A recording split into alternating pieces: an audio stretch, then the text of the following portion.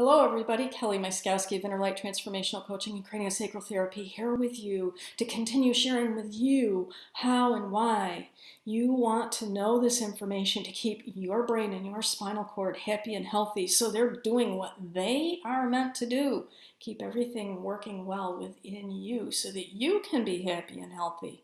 And this information isn't commonly discussed, known, shared in our healthcare industry, in our healthcare models, in conventional mainstream medicine, which is a different topic, different conversation altogether. But this is what's worked for me. I know it can work for you, and I know it can work for people you care about. So please share it if you haven't. Subscribe to my YouTube channel so you don't miss any of these videos, and share it with other people. So far, what I have mentioned to you is that I'm experiencing all this pain, pressure, and tension down through my head, in my face, into my torso, and into my right hip, and it's all connected. And yes, I am feeling better because I am using the information I'm sharing with you to care for myself so that I can get at the roots of what's going on and resolve this once and for all. Doesn't mean I won't have pain, pressure, tension, headache again, but the exact pattern that I'm dealing with right now will be resolved once I get to the root of it and address all the factors that are involved.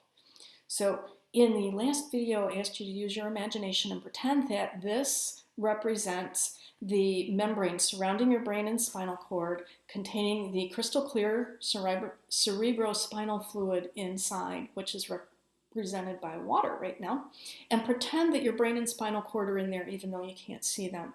And I demonstrated for you how changing this in some way, putting pressure on it, whatever, pushes the fluid inside, which is going to push on your brain and spinal cord. And you don't want that happening. So we actually, in craniosacral therapy, refer to this part alone as the craniosacral system. That includes the membranes, the fluid, your brain, and your spinal cord. And we call it that because it extends from your head, cranium, cranio, to your sacrum, which is the triangular bone just below your waist, just above your tailbone, at the end of your spine. Sacral. And we interact with that system in key areas between your head and your sacrum, primarily, not exclusively, but primarily to affect that environment around your brain and spinal cord and help loosen any tension on it, help loosen that tight belt. So just like when you loosen the belt on your pants, your tummy can work better when you're full in there and you got a big meal. Loosen the tension on your brain and spinal cord so they can work better too. And to understand a little more about how all this works, I'm going to show you how injuring even your little toe can affect all of this in your head even. And that's because this is attached to or influenced by everything else in your physical body because it is continuous with the fascia.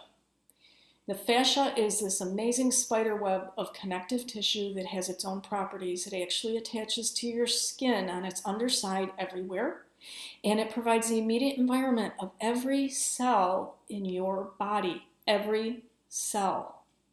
It wraps around or penetrates all of your tissues and organs.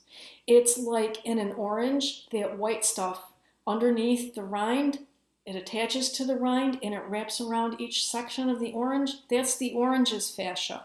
It's just like with a chicken drumstick, for example. You pull the skin back on the chicken and you see that clear stuff that attaches to the meat. That's the fascia in the chicken. Well, you have this in your body.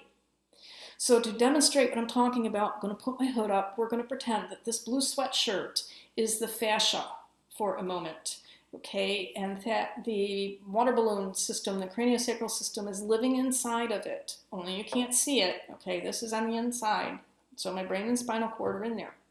So pretend that I've had an injury and my body hasn't been able to heal it completely. Say I've fallen down the stairs and I hurt my shoulder.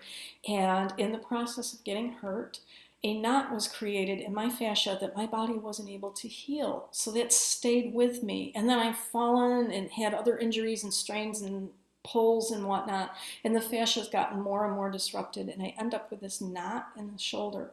Watch what happens to the rest of this as I knot this up. See how it begins to pull here? Well, it's pulling tight over here as well. Or if it was this shoulder, see how it pulled across here? Okay, by knotting it up, and if I pull down on it, pulls on my head. Okay, so that would be affecting my brain if it was inside of there.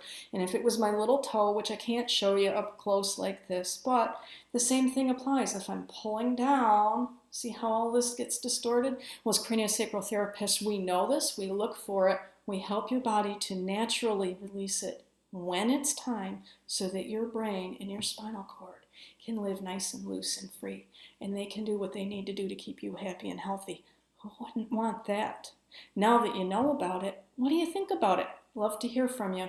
I see your light, I see your greatness, and I'll see you in the next video. Thank you. I love you. Bye for now.